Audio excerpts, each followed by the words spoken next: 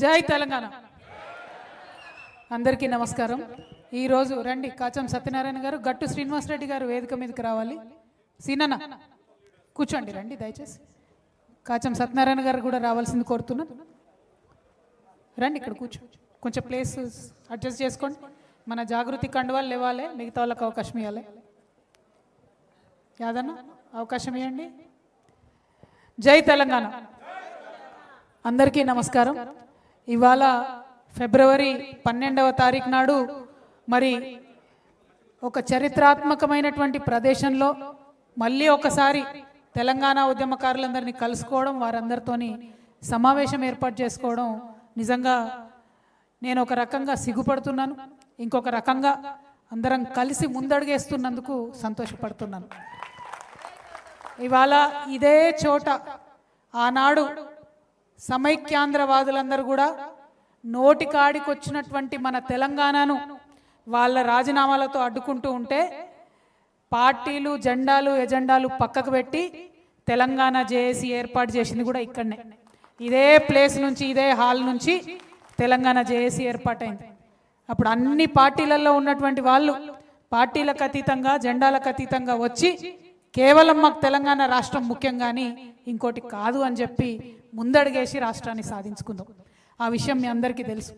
మళ్ళీ అటువంటి ప్రదేశంలోనే మనందరం అనేక మందిని ఉద్యమకారుల సంక్షేమం కోసం పెట్టుకున్నటువంటి సంఘాలందరం, ఉద్యమకారుల కోసం పనిచేస్తున్నటువంటి సంఘాలందరం కూడా కలిసి మళ్ళీ ఒక ముందడుగేస్తూ ఉన్నాం.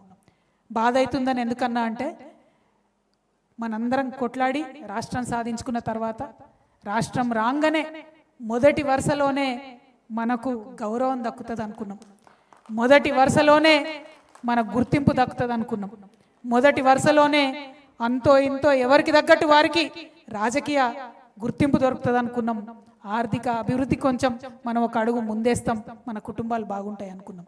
కానీ రాష్ట్రం వచ్చిన తర్వాత అనేకమైన అంశాలు జరిగినాయి, వాటన్నిటి గురించి మాట్లాడుకుందాం. కాకపోతే ముందుగా మనం అర్థం చేసుకోవాల్సింది, మనం వెనక్కి తిరిగి చూసుకోవాల్సింది, సింహావలోకనం చేసుకోవాల్సింది అద్భుతమైనటువంటి చరిత్ర మన తెలంగాణ గడ్డకున్నది. నేను ఒక మాట చెప్తా ఉన్నా, ఇవాళ నేను తెలంగాణలో పుట్టినందుకు గర్వపడుతున్నా. ఎన్ని కష్టాలన్నా కానీ, ఎన్ని నష్టాలన్నా కానీ, ఏమన్నా కానీ, ఎన్ని జన్మలున్నా మళ్ళా తెలంగాణలోనే పుట్టాలని కోరుకుంటున్నా. ఎందుకంటే తెలంగాణ గడ్డకున్నటువంటి చరిత్ర అటువంటి చరిత్ర. మానవాళి ఎప్పుడైతే పుట్టిందో అప్పుడు పుట్టింది మన తెలంగాణ, ఇప్పుడప్పటిది కాదు. ఆఫ్రికా గురించి చెప్తారు, ఇండస్ వ్యాలీ చెప్తారు, ఏదేదో చెప్తారు, కానీ మన తెలంగాణకు కూడా అంత గొప్ప చరిత్ర ఉంది, అంత పునీతమైన చరిత్ర ఉంది, అంత పురాతనమైన చరిత్ర ఉంది. ఈ గడ్డలో ఎంతో చరిత్ర ఉన్నా ఒక 150 ఏండ్ల చరిత్ర మాత్రం ఈ సందర్భంలో గుర్తు చేసుకోవాలి. మొట్టమొదటి బ్రిటిష్ వాళ్ళకు వ్యతిరేకంగా పోరాటం చేసినటువంటి గోండు బిడ్డ రామ్జీ గోండుని 1850లో 1860లో దారుణాతి దారుణంగా ఆయనతో పాటు ఆయన ఫాలోవర్స్ అయినటువంటి 1000 మంది ఉద్యమకారులను ఒకటే మర్రి చెట్టుకు ఉరివేసి అత్యంత దారుణంగా బ్రిటిష్ వాళ్ళు చంపిండ్రు. ఆ చరిత్ర మరుగున పడిపోయింది. మనం చెప్పుకున్నాం, తవ్వుకున్నాం, తోడుకున్నాం ఉద్యమ సందర్భంలో. ఎట్టి పరిస్థితుల్లో ఆ త్యాగాన్ని మనం మర్చిపోకూడదు.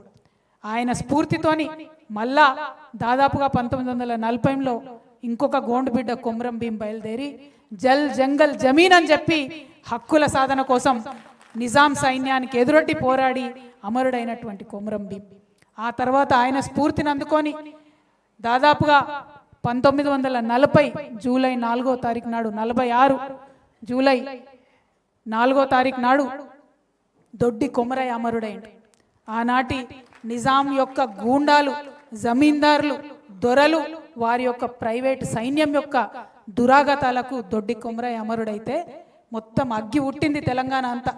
పేద బీద బిక్కి అందరు కూడా బయలుదేరి ఆయుధాలు పట్టుకొని ఇంకా సహించం ఈ దురాగతం, దున్నేవాడిదే భూమి, మా భూమి మాకు కావాలని ఆనాడు 1942లో వాళ్ళందరూ కూడా కొట్లాడితే మనకు స్వతంత్రం వచ్చే కన్నా ముందే, భారతదేశానికి స్వతంత్రం వచ్చే కన్నా ముందే బీద బిక్కికి అందరికి కూడా భూములు పంచుకున్నాం మనం ఇక్కడ తెలంగాణలో. ఆ తర్వాత స్వాతంత్రం వచ్చింది 1947లో, 48లో మనల్ని విలీనం చేసిండ్రు. ఇక స్వతంత్రం వస్తుందనంగా రజాకారుల దురాగతాలు భరించింది ఈ నేల, ఘోరాతి ఘోరమైన దురాగతాలు. బతుకమ్మలు ఆడించిండ్రు, ఆడబిడ్డల్ని బట్టలు ఇప్పించి అనేకమైన దురాగతాలు ఈ నేల సహించింది. ఆ తర్వాత మొత్తం ఇండియన్ సైన్యం వచ్చింది, ఆ సైన్యం దురాగతాలను కూడా భరించడం. ఎందుకు చెప్తా ఉన్నా అంటే ఈ నేల 150 సంవత్సరాల నుంచి నెత్తురు ఒడుస్తూనే ఉన్నది. ఎక్కడ కూడా మనకు శాంతి లేదు, సంతోషం లేదు. ఆ నెత్తురు ఓడుతున్నటువంటి చరిత్రను గుర్తు చేసుకోవాల్సిన సందర్భం ఇది. స్వతంత్రం వచ్చింది, స్వతంత్రం వచ్చిన వెంటనే వచ్చినటువంటి ఆ గవర్నర్ పాలనలో అప్పటిదాకా మనకు ఉర్దూ స్కూళ్ళు, ఇంగ్లీష్ లేదు, తెలుగు లేదు స్కూళ్ళు, మొత్తం మద్రాస్ స్టేట్ నుంచి ఆంధ్ర నుంచి ఇబ్బడి మబ్బడిగా టీచర్లను తీసుకొచ్చిరు మనకి ఇంగ్లీష్ చెప్పాలి, తెలుగు చెప్పాలని. వాళ్ళ లొల్లి భరించలేక 1952లోనే ముల్కీ నాన్ ముల్కీ గో బ్యాక్ అనేటటువంటి పెద్ద ఉద్యమం వచ్చింది. అది అయిపోయింది, అక్కడ కొట్లాడినాం. ఆ తర్వాత 56లో అప్పుడున్నటువంటి మన రాజకీయ నాయకులందరూ కూడా ఢిల్లీకి గులాములయ్యి మనల్ని తీసుకుపోయి ఆంధ్రలో కలిపిండ్రు. తర్వాత 1962లో ఇడ్లీ సాంబార్ గోబ్యాక్ అనేటటువంటి మూమెంట్ వచ్చింది. అంటే ఎక్కడ గ్యాప్ లేదు. 3 ఏళ్ళు 2 ఏళ్ళు 4 ఏళ్ళకు ఒక ఉద్యమం వస్తూనే ఉన్నది తెలంగాణ. ఎన్నడూ మనం ప్రశాంతంగా లేము. 62లో ఇడ్లీ సాంబార్ ఉద్యమం వస్తే ఆ తర్వాత 1969లో జై తెలంగాణ మూమెంట్ వచ్చింది. ఇక మాతో కాదురా నాయన, వీళ్ళతో ఉండలేము, మమ్మల్ని దయచేసి వేడి చేయండి అని చెప్పి కలిపినాక వెంటనే 1969లో ఉద్యమం వస్తే కాసు బ్రహ్మానంద రెడ్డి గారు 369 మన పిల్లలను పొట్టన పెట్టుకున్నాడు, తుపాకులతోని కాల్చి చంపిండు. కానీ తెలంగాణ రాష్ట్రం వచ్చిన తర్వాత కూడా ఇంకా కేబీఆర్ పార్క్ పేరు కేబీఆరే ఉన్నది. అదే బాధ, వేరే బాధ ఏం లేదు మనకు. మనని గుర్తించిరా, మనకు పదవి వచ్చిందా, పైసలు వచ్చిందా, రెండోది. ఎందుకు బాధపడుతున్నాం ఇవాళ అంటే ఏ అంశాల కోసమైతే కొట్లాడినామో, ఏ గౌరవం కోసమైతే కొట్లాడినామో, ఏ చేదు గుర్తులైతే ఉండొద్దు అనుకున్నామో అవి ఇంకా మిగిలే ఉన్నాయి. అదే పెద్ద బాధ, వేరే బాధ ఏం లేదు. ఇవాళ మనం 1969 దాటుకున్నాం. ఆ తర్వాత దాదాపుగా 20 సంవత్సరాలు నేల నిజంగా ప్రతి ఊర్లో నెత్తురు పూలు ఊసినట్టే నక్సలైట్ ఉద్యమంలోకి పోయినటువంటి మన బిడ్డలను ఘోరాతి ఘోరంగా రాజ్యం పొట్టన పెట్టుకున్నది. అది చూసుకుంటా ఉన్నాం మనం. 1970 నుంచి దాదాపు 95 వరకు తెలంగాణ గురించి ఎక్కడ పెద్దగా చర్చ రాలే. ఎందుకంటే జై తెలంగాణ అన్నోళ్ళ నల్ల ఎత్తుకపోడు సంపుడు. నాకు తెలిసి వరంగల్లో పద్మాక్షమ్మ గుట్ట ఇప్పటి వరకు కూడా నెత్తురోడుతూనే ఉన్నట్టుందని నేను అనుకుంటా ఉన్నా. మరి అటువంటి సందర్భంలో 1995లో అనేక మంది విప్లవ వీరులు, ప్రజా సంఘాలు, జనశక్తి ఆధ్వర్యంలో బయటకు వచ్చి వరంగల్ డిక్లరేషన్ చేసిండ్రు. అప్పుడు పుట్టింది మళ్ళీ ఒకసారి అగ్గి. వరంగల్ డిక్లరేషన్ చేసి గద్దరన్న నాకు తెలిసి మొదటిసారి బయటకు వచ్చి జనంలోకి వచ్చి ప్రజానాట్య మండలి నుంచి మా తెలంగాణ మాకు కావాల్సిందే అని నినదించిండు. అంటే అన్ని సంవత్సరాలు 1956లో మనల్ని కలిపిన తర్వాత కూడా అన్ని సంవత్సరాలు మన దగ్గర ఉండేటటువంటి విప్లవకారులు, ప్రజా సంఘాలు, మేధావులు అందరూ కూడా నిప్పును కాపాడుకుంటూ తెలంగాణ భావాన్ని కాపాడుకుంటూ వచ్చారు. ఆ తర్వాత కలిసొచ్చే కాలానికి నడిసొచ్చే కొడుకు పుడతాడు అన్నట్టు 2001లో కేసీఆర్ గారు పార్టీ పెట్టి ఆ యొక్క నిప్పు ఏదైతే ఉందో దాన్ని ఆయన అగ్గి రాజేసిండు. దాన్ని మొత్తం మన తెలంగాణ సమాజం అంతా కూడా ఆయన చుట్టూ నిలబడి కొట్లాడి కలబడి 2014లో తెలంగాణ తెచ్చుకున్నాం. ఆ విషయం మనందరికీ తెలిసింది.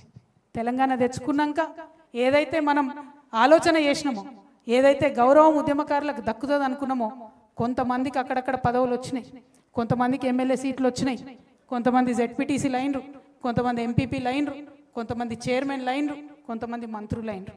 మన బాధ ఏంటంటే నిన్నటిదాకా నా పక్కన భుజం తట్టి పనిచేసి నడిచినటువంటి నాయకుడు ఎమ్మెల్యే అయితే ఏం సోదరా అని దగ్గరికి తీసుకుంటాడు అనుకుంటే నువ్వెవడరా అన్నట్టు చూడడమే మన బాధ. ఇది నా బాధ కాదు, ఖమ్మం నుండి వచ్చినటువంటి మిత్రులు మాట్లాడుకుంటే చెప్పిండ్రు. నిన్న మొన్నటి కాడ మన కాడ ఉన్నోడే ఎమ్మెల్యే అయితే మనకేదో జరిగిపోతుంది అనుకుంటే వాడు మనని పురుగుని చూసినట్టు చూస్తే ఆ బాధ, అవమానం ఎంత దారుణంగా ఉంటుందో మీ అందరికి కూడా తెలుసు. పదే చెప్పిరు మనోళ్ళు. అదొక రకమైతే అప్పటి కూడా సర్లే మనోడే కదా, మారుతాడు కదా, అది ఇది అనుకున్నాం. కానీ ఎవరైతే తెలంగాణ ఉద్యమాన్ని వ్యతిరేకించిరో, ఎవరైతే సమైక్యాంధ్రవాదాన్ని సపోర్ట్ చేసిరో వాళ్ళందరూ కూడా టీఆర్ఎస్ పార్టీలోకి రావడం ఎవ్వరం కూడా తట్టుకోలేకపోయినాం. వాళ్ళు వచ్చి మనం ఎవరి ఇండ్ల మీదకైతే పోయినామో, ఎవరైతే పోలీసులను పెట్టి మనను కొట్టించిండ్రో, మన ఈపుల మీద లాఠీలు ఇరిచిండ్రో వాళ్ళందరూ వచ్చి మన కేసీఆర్ పక్కన కూర్చుంటారు ఏందని బాధ తప్పితే ఇంకో బాధ లేదు ఉద్యమకారులకు. ఇవాళ ఇక్కడ ఉన్న ప్రతి ఒక్కరు అదే అన్నారు. ఎవ్వరం సార్ని తిట్టాలనుకుంటలేం, కేసీఆర్ గారిని తిట్టాలనుకుంటలేం. ఎందుకు బాధపడుతున్నామంటే 10 ఏళ్ళు రాజ్యం ఇస్తే టీఆర్ఎస్ పార్టీ ఎందుకు న్యాయం చేయలేదన్నది మాత్రం ఖచ్చితంగా అడిగి తీరాల్సినటువంటి ప్రశ్ననే. కేశవరావు జాదవ్ గారు చనిపోతే ఎందుకు ఆయనకు అధికార లాంఛనాలతోని అంత్యక్రియలు జరగలేదని అడగాల్సినది. అందులో ఎటువంటి అనుమానం లేదు. ఎవరికి జరిగినాయి అధికార లాంఛనాలతో అంత్యక్రియలు? ఆ పేర్లు నేను చెప్పదలుచుకోలే. చాలా మందికి జరిగినాయి, మన ప్రాంతం వాళ్ళకి కాని వాళ్ళకు కూడా అధికార లాంఛనాలతో అంత్యక్రియలు జరిగినాయి తప్పితే ఉద్యమకారులకు జరగలేదనేటటువంటి బాధ. జయశంకర్ సార్ బొమ్మ పెట్టాలని నేనే, ఎవరో కాదు, జయశంకర్ సార్ బొమ్మ మనకు కేబీఆర్ పార్క్ దగ్గర పెట్టాలని నేనే స్వయంగా ఆనాటి మున్సిపల్ శాఖ మంత్రి గారిని పదే పదే పదే అడిగిన. సుప్రీంకోర్టు తీర్పు అడ్డం వచ్చింది జయశంకర్ సార్ బొమ్మ పెట్టాలంటే. పోనీ ట్యాంక్ బండ్ మీద పెడదామని అడిగిన, పెట్టుకోలేకపోయినాం. వేరే వాళ్ళవి ఉన్నాయి ఆడ తీస్తామని ఉద్యమంలో అనుకున్నాం, తీయకపోతే. కానీ కనీసం మన వాళ్ళే పెట్టుకోలేకపోతామనే బాధ మాత్రం ఇప్పటికి కూడా వెంటాడుతూ ఉన్నది. ఇక ఇప్పుడు ఈయన వచ్చిన ఆయన అయితే ఎవరు బొమ్మలు పెడుతుండో, ఎందుకు పెడుతుండో, మన హైదరాబాద్ కూడళ్ళలో ఏం బొమ్మలు పెడుతుండో అర్థం కూడా కానటువంటి పరిస్థితి ఉన్నది. మన బాధ ఏంటంటే ఉద్యమంతో సంబంధం లేనోడికి ఆడి పక్కన చేరి మనం ఉద్యమం గెలిపించుకున్నామని చెప్తున్నారు చాలామంది. ఇక్కడ ఉద్యమకారులందరూ కూడా కోపంతోని, ఆవేదనతోని అసలు ఉద్యమానికి వ్యతిరేకంగా గన్ను పట్టుకొని తిరిగినటువంటి రేవంత్ రెడ్డిని గెలిపించుకున్నామంటే ఎంత దౌర్భాగ్యం ఇది, మామూలు దౌర్భాగ్యం కాదు. ఇక ఆయనకి ఏం సోయి ఉంటుంది ఉద్యమానికి సంబంధించి, తెలంగాణకు సంబంధించి ఏం సోయి ఉంటుంది? ఏం ఎక్స్పెక్ట్ చేస్తాం ఆయన దగ్గర? రవీంద్ర భారతిలా గద్దర్ అన్న విగ్రహం ఉండాలి. ఎవరి విగ్రహం ఉన్నది ఇవాళ? రవీంద్ర భారతిలా బిరుదరాజు రామరాజు గారి విగ్రహం ఉండాలి. ఎవరిది ఉన్నది ఇవాళ? రవీంద్ర భారతిలా సుద్దాల హనుమంతు విగ్రహం ఉండాలి. ఎవరి విగ్రహం ఉన్నది ఇవాళ? మరి ఇటువంటి సందర్భాన్ని బాధపడి ఏం లాభం? మన చేతుల్లో ఉన్నప్పుడు పొడగొట్టుకుంటుంది, మనం సోయితో చేసుకోలేకపోతే ఇప్పుడు బాధపడి ఏం లాభం? పోరాటం తప్పితే ఇప్పుడు మనకు వేరే శరణ్యమే లేదు. ఎందుకంటే కాంగ్రెస్ పార్టీకి ఎప్పుడైనా ఒకటే భాష అర్థమవుతుంది, పోరాడితేనే అర్థమవుతుంది. 69 నుంచి పోరాడినాం కాబట్టే తెలంగాణ వచ్చింది. ఇప్పుడు పోరాడితేనే ఖచ్చితంగా రేపటి నాడు మన ఉద్యమకారులకు న్యాయం జరుగుతుంది. ఇవాళ నిజంగా బాధ అనిపిస్తుంది నాకు. మనం ఎవరం, అందరం మనం టైగర్స్, మనం సింహాలం. నాకు కొట్లాడినాం, మనం కొంచెం బాధపడ్డాం కరెక్టే. మనోళ్ళే గాయం చేసిరు కాబట్టి నొప్పి ఎక్కువైతుంది, అంతే తప్పితే గాయాలకు భయపడేటోళ్ళం కాదు. మనం కొట్లాడాలి, మళ్ళీ పిడికిలు బిగించాలి. ఎవరి కోసం కొట్లాడాలి? తల్లిని విముక్తం చేసినాం కదా, తల్లిని విముక్తం చేసినాం, కానీ మనం బానిసలైనాం. ఇవాళ మన బానిస సంఖ్యలు తెంచుకోవడం కోసం మనం ముందటికి పోవాలి, మన బతుకు తెరువు కోసం మనం ముందటికి పోవాలి, మన పిల్లల దగ్గర, మన కుటుంబం దగ్గర మన గౌరవం నిలబెట్టుకోవడం కోసం ఖచ్చితంగా ముందుకు పోవాలి, ముందడుగేయాలి, వేద్దాం. నేను ఆనాడు చెప్పినా మళ్ళీ ఈనాడు చెప్తున్నా, ఉద్యమకారులు బాగా కష్టపడున్నారు, ఇబ్బంది పడున్నారు. మళ్ళా ఒకసారి మీ మీద లాఠీ పడితే దానికి ముందు నా మీద పడేటట్టు మీ ముంగట నేను నడుస్తాను ఆనాడు చెప్పిన, మళ్ళీ కూడా చెప్తా ఉన్నా. మీ మీదికి ఎక్కువ పెడితే ఆ బుల్లెట్ మొదట నన్ను దాటుకొనే మీ దగ్గరకు వస్తుందనే విషయాన్ని కూడా నేను మళ్ళీ చెప్తా ఉన్నా. నేను ఉట్టుగా చెప్తలేను, చాలా బాధతో ఆవేదనతో చెప్తున్నా. మా అన్నదమ్ములు, అక్క చెల్లెలు అలా మాట్లాడిన వాళ్ళందరికీ చెప్తున్నా. మీరు బయట ఉండి బాధపడ్డారు, నేను లోపల ఉండి బాధపడ్డా. అంతకు మించి కొత్తగా జరిగింది ఏం లేదు. నేను జీ హుజూర్ అంటే గానే ఉంటుండి, క్యా హుజూర్ అన్న కాబట్టి గీడున్నాయి అలా బయట. కాబట్టి మీరు ఆలోచన చేసుకోండి, అర్థం చేసుకోండి. పెద్దగా విప్పి చెప్పాల్సిన అవసరం లేదు, ఇంటి గుట్టు బయట పెట్టుకోవాల్సిన అవసరం లేదు. ఉద్యమంలో కలిసి పనిచేసినాం, ఉద్యమం కోసం పనిచేసినాం, రేపు కూడా రాష్ట్రం కోసమే పనిచేయాలి. మనం తెచ్చుకున్న రాష్ట్రం, మనం తెచ్చుకున్నటువంటి ఈ రాష్ట్రం మన యువమిత్రులకు పనికొచ్చేటట్టు ఉండాలి. ఏం జరుగుతుంది ఇవాళ? రేవంత్ రెడ్డి గారు వచ్చినప్పుడు ఏమన్నాడు ఆయన ఏమన్నాడు? మొత్తానికి మొత్తం నిరుద్యోగులకు అన్యాయం జరిగిందన్నాడు. ఇవాళ ఏం చక్కదనం జరుగుతుంది? మరి 2 సార్లు పరీక్ష పెడితే ఇవాళ కూడా గదే పరిస్థితి కదా. ఇవాళ కూడా నిరుద్యోగులు పోయి కోర్టు చుట్టూ తిరుగుతున్నటువంటి పరిస్థితి కదా. మరి ఆనాడు న్యాయం జరగలేదు, ఈనాడు న్యాయం జరగలేదు. చేసింది ఏందిరా నాయన అంటే తెలంగాణ తల్లి చేతులకి వెళ్ళి బతుకమ్మని తీసేసిండు, రంగు మార్చిండు, సెక్రటేరియట్లో పెట్టిండు. ఆమె ఏం తల్లో ఎవరికైతే అర్థమవుతలేదు. మరి అది తప్పితే ఆయన చేసింది ఏమీ లేదు. నేను ఇవాళ డిమాండ్ చేస్తూ ఉన్నా, మన ఉద్యమకారులందరి పక్షాన నేను డిమాండ్ చేస్తూ ఉన్నా. ఒకటే ఒక మాట అడుగుతా ఉన్నా, ఏదైతే తెలంగాణ ఉద్యమకారులకు చేస్తారని మీరు చెప్పినరో ప్రతి ఒక్కటి చేయాల్సిందే. ఇప్పుడు ఈ సందర్భంలో ఎందుకు పెట్టినాం సభ? ఎందుకంటే ఫిబ్రవరి 26 నుండి బడ్జెట్ సమావేశాలు వస్తూ ఉన్నాయి. ఆ బడ్జెట్ సమావేశాల్లో మరి ఖచ్చితంగా తెలంగాణ ఉద్యమకారులు, అమరవీరుల కుటుంబాలకు ఏదైతే మీరు ఇస్తామని చెప్పారో 25,000 రూపాయల పెన్షన్ ప్రతి అమరవీరుల కుటుంబానికి ఇస్తా అన్నారు. ప్రతి అమరవీరుల కుటుంబానికి ఒకరికి ఉద్యోగం ఇస్తామన్నారు. దానికి సంబంధించి బడ్జెట్లో ప్రకటన చేయాలి. రెండవది, ప్రతి చోట ఉద్యమకారులు ఎవరైతే ఉన్నారో వాళ్ళని గుర్తిస్తామన్నారు. ఆ ప్రక్రియ ప్రారంభిస్తున్నట్టుగా బడ్జెట్ సమావేశాల్లో ప్రకటించాలి. ఉద్యమకారులందరికీ కూడా మరి 250 గజాల జాగా ఇస్తామని చెప్పిండ్రు. ఆ ప్రక్రియ ప్రారంభిస్తున్నట్టుగా బడ్జెట్లో ప్రకటించాలి, అసెంబ్లీలో ప్రకటన చేయాలి. ఉట్టికి కాదు, ఉద్యమకారులకు ఏదైతే సంక్షేమ బోర్డు పెడతామన్నారో ఆ సంక్షేమ బోర్డు ప్రకటన చేయాలి. చేయకుంటే ఊరుకునేదే లేదు. నేను హెచ్చరిక చేస్తూ ఉన్నా, రేవంత్ రెడ్డికి కాదు, కోదండరాం సార్కి నేను హెచ్చరిక చేస్తూ ఉన్నా. ఎందుకంటే రేవంత్ రెడ్డిని ఉద్యమకారులు నమ్మిందే మీ వల్ల. మీరు పోయి ఆయన పక్కన ఏరితే ఈ తెలంగాణ ఉద్యమ ద్రోహి, తెలంగాణ ఉద్యమ వ్యతిరేకి ఈయన పక్కకు కోదండరాం సార్ పోయిండు, మరేమో నేను చేసి పాడేతాడేమో ఉద్యమకారులకు అని చెప్పి ఉద్యమకారులందరూ నమ్మిండ్రు. కానీ 2.5 ఏళ్లుగా కోదండరాం సార్ ఎక్కడ మాట్లాడతలేరు. ఎందుకు మాట్లాడతలేరు?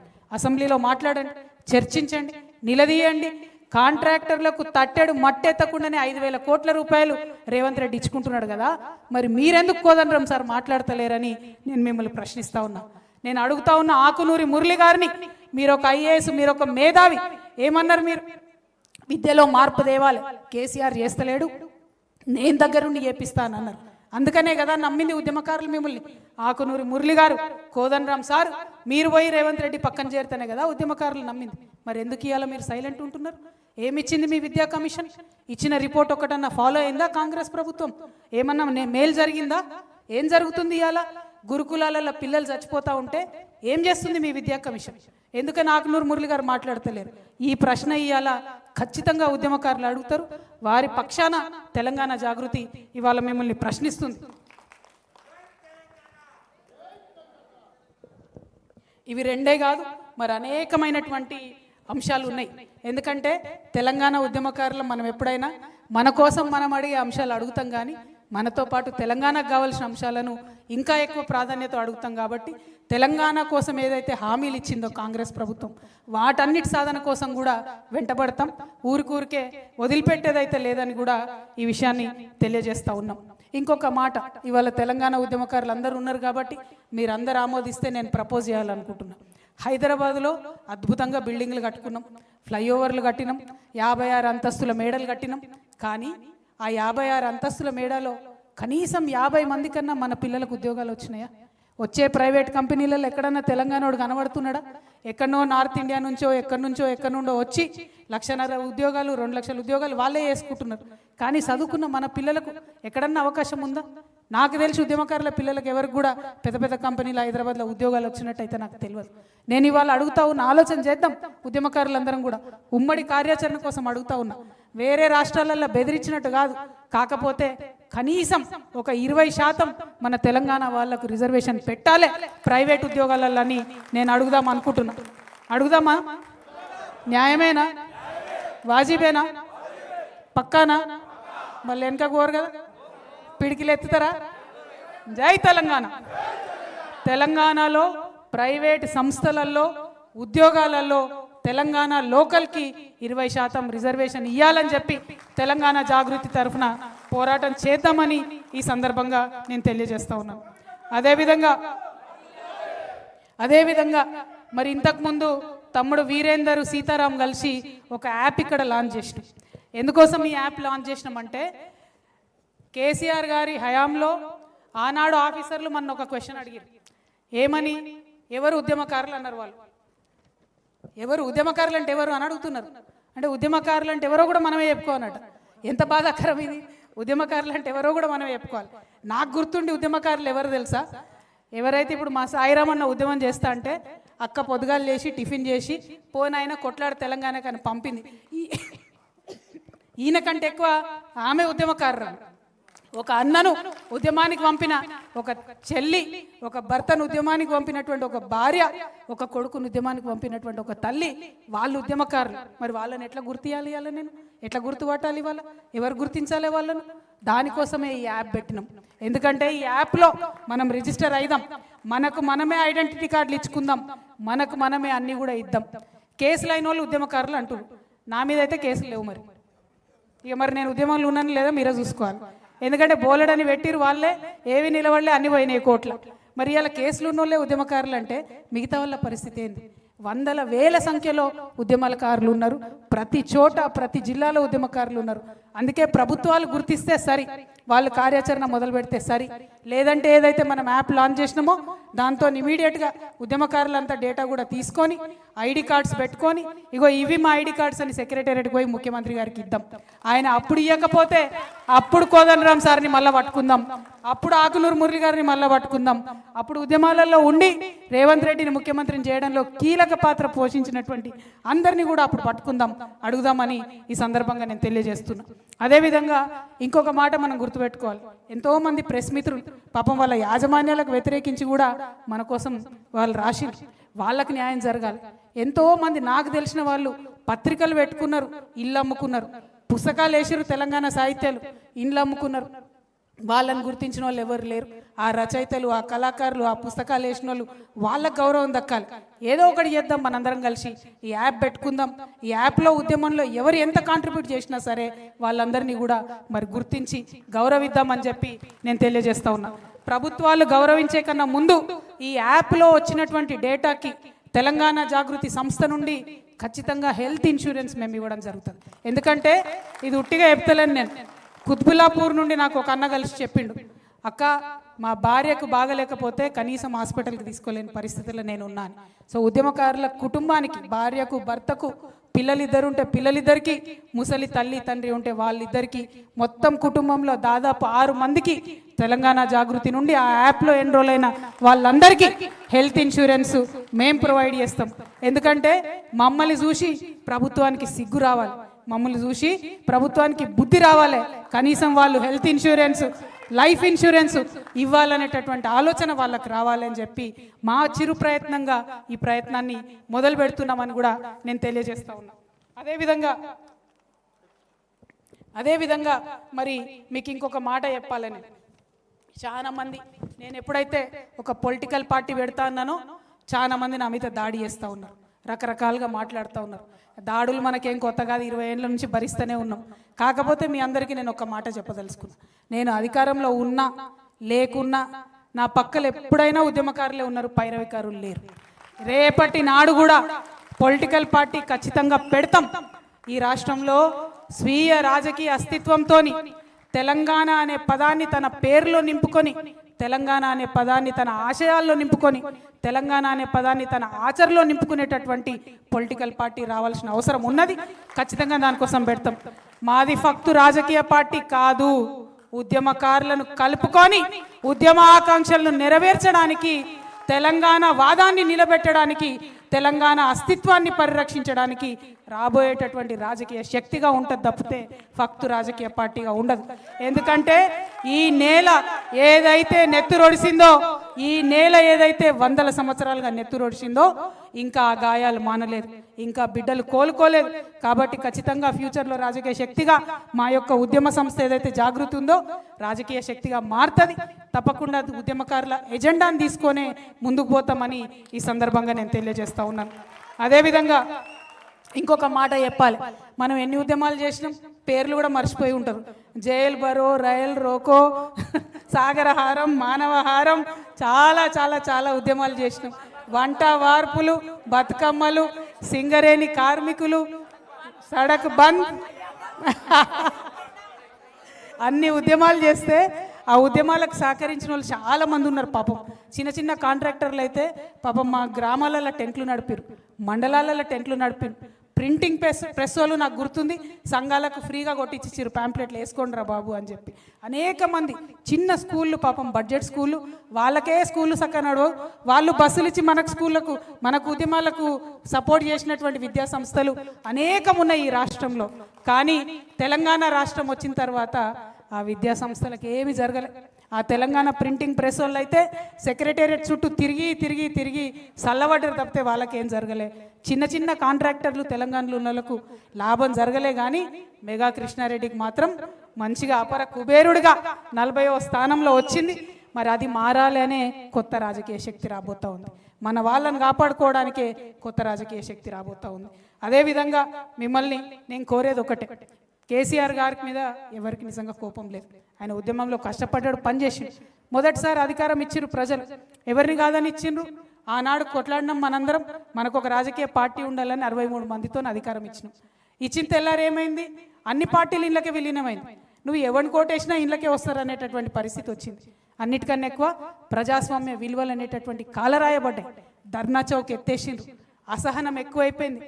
ఎవరన్నా ఫేస్బుక్లో ఒక చిన్న కమెంట్ పెడితే ఎత్తుకొచ్చి పోరగాళ్ళని అరెస్ట్ చేసి కొట్టుడు పెట్టిరు. ఎవరన్నా యూట్యూబ్లో ఒక చిన్న మాట మాట్లాడితే ఎత్తుకొచ్చి పోరగాళ్ళని అరెస్ట్ చేసి పెట్టిండ్రు. అది నచ్చలేదు తెలంగాణ ప్రజలకు. అందుకే అధికారానికి దూరమైన తప్పితే ఇంకొక మాట కాదు. ఆ అహంకారం అనేటటువంటిది, ఆ యొక్క సహనశీలత లేకపోవడం అనేటటువంటిది కరెక్ట్ కాదు. తెలంగాణ వాళ్ళకు ఉండే గుణమే అది. మనకుండే గుణమే మంచితనం, మనకుండే గుణమే కలుపుగోల్తనం, మనకుండే గుణమే బోలాతనం. దాన్ని కోల్పోతే తెలంగాణ ఆత్మ కోల్పోయినట్టే. రేపు రాబోయే రాజకీయ శక్తికి అవన్నీ నింపుకొని ఉంటుందని చెప్పి మీ అందరికి కూడా నేను ఈ సందర్భంగా తెలియజేస్తా ఉన్నాను. అదేవిధంగా ఇంకొక మాట చెప్పాలి నేను. ఆనాడు మీ అందరికీ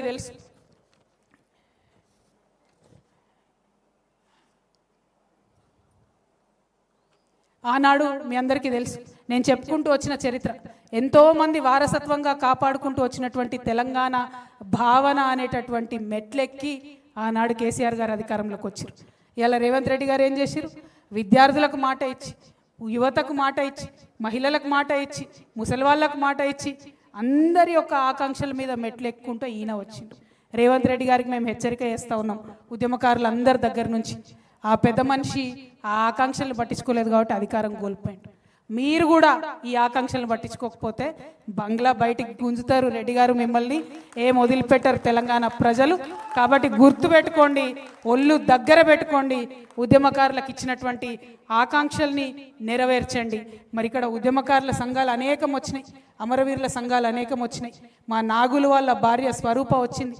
ఆ నాగులు అనేటటువంటి తమ్ముడు అసెంబ్లీ ముంగట ఉద్యమకారులను కేసీఆర్ గారు పట్టించుకుంటలేరని నిండు అసెంబ్లీలో తెలంగాణ వచ్చినాక అసెంబ్లీ ముంగట ఒళ్ళు కాల్చుకొని చచ్చిపోయినటువంటి నాగులు ఉన్నాడు. మరి ఆయనకి ఏం జవాబు చెప్తాం? ఇవాళ తెలంగాణ ప్రజలు ఆలోచన చేయాలి. అదేవిధంగా మా పూలమ్మ ఉన్నది, వాళ్ళ కొడుకు ఆనాడు అమరుడైపోయినాడు. మరి ఆ పూలమ్మకి ఏం సమాధానం చెప్తామో ఆలోచన చేసుకోవాలి. సిద్ధారెడ్డి సార్ ఉన్నాడు, వేణుగోపాల్ రెడ్డి గారి ఫాదర్, ఆయన కూడా మాట్లాడుతున్నాడు. కేసీఆర్ఏ స్వయంగా అసెంబ్లీలో 1100 మంది పిల్లలు చచ్చిపోయినంటిరి, 540 మందికి కూడా మీరు అమరుల కుటుంబాలను ఆదుకోకపోతే ఏం చేస్తారని చెప్పి వాళ్ళు ప్రశ్న అడుగుతూ ఉన్నారు. అట్లానే ఒకరు కాదు, రెండు కాదు, అనేక మంది. స్వాతి ఉన్నది, ఎవరమ్మా? జై శ్రీనివాస్ గారి భార్య. థ్యాంక్ యూ స్వాతి అమ్మ. అట్లానే అనేక మంది వచ్చిండ్రు. సాయిరామ్ అన్న వచ్చిండు, తెలంగాణ అమరవీరుల ఆశయ సాధన సమితి. అంజిరెడ్డి గారు వచ్చిరు, మలిదశ ఉద్యమకారుల సంక్షేమ సంఘం. బత్తుల సోమయ్య గారు వచ్చిరు, తెలంగాణ ఉద్యమకారుల ఐక్య వేదిక.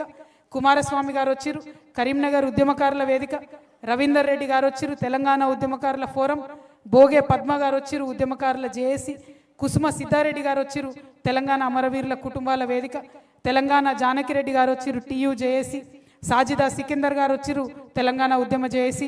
రావుల వెల్లయ్య గారు వచ్చిరు, స్వర్ణ తెలంగాణ సంక్షేమ సంఘం. అట్లానే థామస్ గారు, మన ఖమ్మం నుండి వచ్చిన కృష్ణ గారు, అనేక మంది ఉద్యమకారులు అన్ని జిల్లాల నుండి వచ్చిన వాళ్ళు కనబడుతున్నారు. మా సింగరేణి నుంచి మా తమ్ముడు వెంకట్ గారు, శ్రీనివాస్ రెడ్డి గారు, కాచం సత్యనారాయణ గారు, తమ్ముడు రంజిత్ గారు, అట్లానే మురళీధర్ దేశపాండే సారు. ప్రతి ఒక్కరికి వచ్చిన వాళ్ళకు పేర్లు మర్చిపోతే క్షమించండి, ఎక్కువ మంది ఉన్నాం. కానీ కలిసినటువంటి సందర్భం, కలుసుకుంటున్నటువంటి సందర్భం ఖచ్చితంగా చరిత్రలో నిలబడిపోయేటటువంటి సందర్భం. ఉద్యమకారుల కోసం మరొక ఉద్యమం చేస్తూ బయలుదేరేటటువంటి సందర్భం. కాబట్టి మిమ్మల్ని నేను కోరేది ఒకటే, కించిత్ బాధతో మాట్లాడినా, మన వాళ్ళ మీదనే కొట్లాడాల్సి వచ్చిన ఈ టైంలో ఖచ్చితంగా మనం గుర్తు తెచ్చుకోవాల్సింది ఒక్కడనే. భగవంతుడు శ్రీకృష్ణుడు ఆనాడు చెప్పిండు, ధర్మం ఎటుంటే నువ్వు అటుండు, ఆ పక్కనున్నోడు నీవోడా నీ ఇంటోడా సుటమోడా అన్నది కాదు, ఎటు ధర్మం ఉంటే అటుండు అన్నారు. ఇవాళ ధర్మం ఉద్యమకారుల పక్షాన ఉన్నది, ఇవాళ ధర్మం అమరవీరుల కుటుంబాన పక్షాల ఉన్నది. కాబట్టి వారి పక్షాన నిలబడి ఖచ్చితంగా పిడికిలెత్తి పోరాటం చేస్తామని తెలియజేస్తూ మీ అందరి దగ్గర కూడా సెలవు తీసుకుంటా ఉన్నాను. Thank you. జై తెలంగాణ, జై తెలంగాణ, జై తెలంగాణ. దయచేసి అందరూ నిలబడి అట్లనే అభివాదం చేయండి. మీరు జరగండి, జాగృతి పిల్లలు జరగండి. జై తెలంగాణ అందరూ అభివాదం చేయండి అన్న చేతులెత్తి. జై తెలంగాణ.